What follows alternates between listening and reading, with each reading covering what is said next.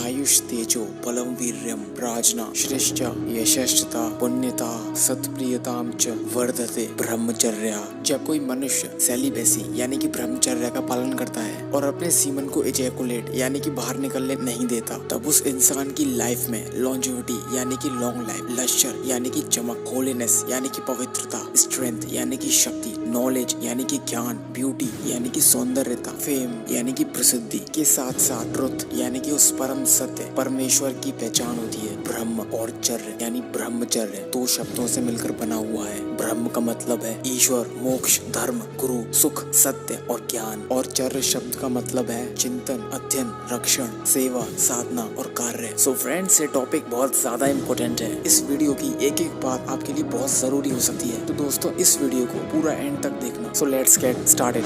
आप लोगों को शायद पता होगा कि भारत पुराने समय में हर क्षेत्र में आगे था, चाहे वो ज्ञान हो या शक्ति, हम हर चीज में आगे थे। इस देश में एक से एक वीर योद्धा, ज्ञानी, तपस्वी, ऋषि पैदा हुए। इसका एक रीजन है कि पुराने समय में हमारे यहाँ गुरुकुल सिस्टम था, जिसमें जैसे ही बच्चा 13 साल का होता था तब उसे पढ़ने के लिए गुरुकुल भेज दिया जाता था, और जब तक वो 25 साल का होता था तब तक वो वहीं रहता था। इसके पीछे का रीजन ये था, 13 साल का होते ही बॉडी में प्यूबर्टी स्टार्ट हो जाती है। इसका सीधा मतलब ये है कि बॉडी 13 साल की उम्र में सीमन प्रोड्यूस करना स्टार्ट कर देती है, और जब तक हम 25 साल के हो पाते हैं तब तक हमारे स्कल में प्रेजेंट प्रीफ्रंटल कॉर्टेक्स यानी हमारे दिमाग का वो हिस्सा जो हमें सुपर इंटेलिजेंट और जीनियस बनाता है, वो 25 साल की उम्र तक डेवलप हो जाता है। इसलिए गुरुकुल में ब्रह्मचर्य अनिवार्य थी। जैसा कि मैंने आपको बताया है, ब्रह्म शब्द का अर्थ ज्ञान भी है। जैसा कि महर्षि मनु ने कहा है, ब्रह्मचारी को ब्रह्मचर्य यानी कि उत्तम ज्ञान की प्राप्ति के लिए ब्रह्मचर्य का पालन करना अनिवार्य है। एक विद्यार्थी के लिए ज्ञान ही ब्रह्म है, यानी उसका पहला उद्देश्य सिर्फ और सिर्फ ज्ञान की प्राप्ति है। ब्रह्मचर्य का पालन करने से उसकी स्मरण शक्ति और बुद्धि तीव्र यानी तेज होती है। उसके चेहरे पे ओजस यानी कि एक तेज होता है। और जैसा कि स्वामी विवेकानंद जी ने कहा है कि केवल 12 वर्ष की अखंड ब्रह्मचर्या से अद्भुत शक्तियाँ प्राप्त होती हैं। तो अब मैं आपको बताता हूँ कि सीमन बॉडी में प्रोड्यूस कैसे होता है। तो सुनो,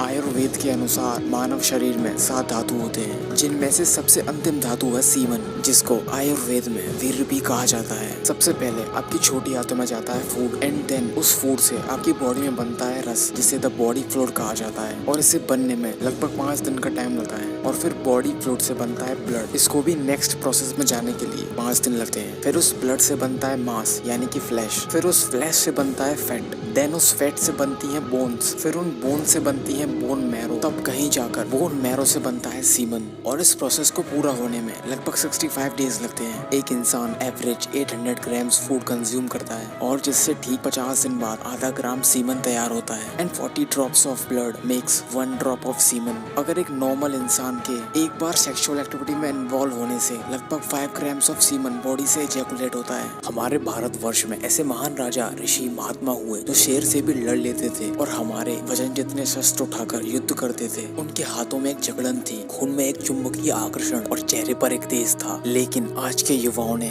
वीर्य का नाश करके खुद को कमजोर बना लिया है, और बल, बुद्धि, विद्या, धातु, नेत्र, इन सब का नाश कर रहे हैं। और कमाल की बात तो ये है, मेडिकल साइंस कहता है कि ये सब नेचुरल है, सीमन को बहाने से कुछ नहीं होता, लेकिन ये सारी बातें आपको बर्बाद कर देंगी। तो दोस्तों, मैं आपसे फिर कहता हूँ, इन सब बातों को सुनकर अपने आप को बर्बाद न करें। सिर्फ आयुर्वेद की सुने और आयुर्वेद ही माने। हमारे हिंदू स्क्रिप्चर्स के अनुसार यदि कोई 12 साल तक बिना रुकावट के कठोर और सटीक ब्रह्मचर्य का पालन करता है, तो एक नाड़ी जिसे मेधा नाड़ी कहा जाता है वो एक्टिव हो जाती है, और उस व्यक्ति को भूत, भविष्य और वर्तमान की सारी जानकारी आने लगती है, और वो इंसान महासमाधि में कभी भी प्रवेश कर सकता है। उस व्यक्ति की मेधा नाड़ी इस तरह से एक्टिव होती है, उस व्यक्ति के किसी भी किताब को देखने मात्र से वो पूरी किताब उसके दिमाग में कार्बन कॉपी की तरह छप जाती है। इसे द फोटोग्राफिक मेमोरी या फिर आइडेटिक मेमोरी भी कहा जाता है। तो आइए अब जानते हैं स्वामी विवेकानंद जी का क्या कहना था इस टॉपिक पर। तो स्वामी जी कहते हैं, ईश्वर को पाने के एकमात्र लक्ष्य के साथ मैंने स्वयं 12 वर्ष तक अखंड ब्रह्मचर्य का पालन किया। उससे मानो एक पर्दा सा मेरे मस्तिष्क से हट गया हो। इसलिए अब मुझे किसी भी विषय पर भाषण देने के लिए ज्यादा तैयारी या सोचना नहीं पड़ता। मान लो कि मुझे कल कोई भाषण देना है, जो भी मुझे बोलना होगा वो मेरी आंखों के सामने कई चित्रों की तरह आज रात को गुजर आता है, और अगले दिन मैं वही सब जो मैंने देखा था शब्दों में व्यक्त कर देता हूँ। जो कोई भी 12 वर्ष तक अखंड ब्रह्मचर्य का पालन करेगा वो निश्चित रूप से इस शक्ति को पाएगा। एक बार इंसाइक्लोपीडिया ब्रिटेनिका का सेट देकर उनके शिष्य ने कहा, इन सभी किताबों को एक जीवन में पढ़ पाना लगभग असंभव है। स्वामी जी पहले ही उन किताबों के 10 पार्ट एंड कर चुके थे। स्वामी जी ने कहा, तुम जो चाहो मुझे इन 10 पार्ट से पूछ सकते हो, मैं उन सभी प्रश्न का उत्तर दूंगा। स्वामी जी ने लगभग हर प्रश्न का एकदम सही और विस्तार पूर्वक जवाब दिया। उनका शिष्य वहीं रुक गया। उसने सारी किताबें एक तरफ रख दी और स्वामी जी से कहने लगा, इन सारी किताबों को पढ़ पाना एक इंसान की शक्तियों से बाहर है। इस पर स्वामी जी ने कहा कि ये सब ब्रह्मचर्य और ध्यान की महिमा है। एक बार किसी ने ग्रीक के फेमस फिलोसोफर सोक्रेटिस से पूछा, एक इंसान को अपनी जिंदगी में कितनी बार सेक्सुअल एक्टिविटी में इन्वॉल्व होना चाहिए। इस पर सोक्रेटिस ने कहा, जिंदगी में सिर्फ एक बार। इस पर असंतोष जताते हुए उस आदमी ने फिर से कहा, अगर इससे भी उसका मन न भरे तो फिर सोक्रेटिस ने कहा कि सिर्फ एक साल में एक बार। एक और बार उस आदमी ने पूछा, अगर इस पर भी उसको संतोष न हुआ तो? इस पर सोक्रेटिस ने कहा कि सिर्फ एक महीने में एक बार। लेकिन इस बार फिर से उस आदमी ने पूछा, अगर इससे भी उसका मन न भरे तो? इस पर सोक्रेटिस ने कहा, जाओ पहले अपने सिर पर कफन बांध लो और अपने लिए एक कब्र तैयार करवा लो और फिर चाहे जो मर्जी वो करो। तो अब आप समझ ही गए होंगे कि आपको ब्रह्मचर्य का पालन क्यों करना चाहिए। मैं आप लोगों से ब्रह्मचर्य का पालन करने के लिए बिल्कुल भी नहीं कहूँगा, क्योंकि आप लोग खुद ही समझदार हो। तो मैं इस वीडियो को यहीं पर एंड करता हूँ। अगर कोई सवाल या बवाल आपको परेशान कर रहा है तो उसको कमेंट बॉक्स में जरूर बताना,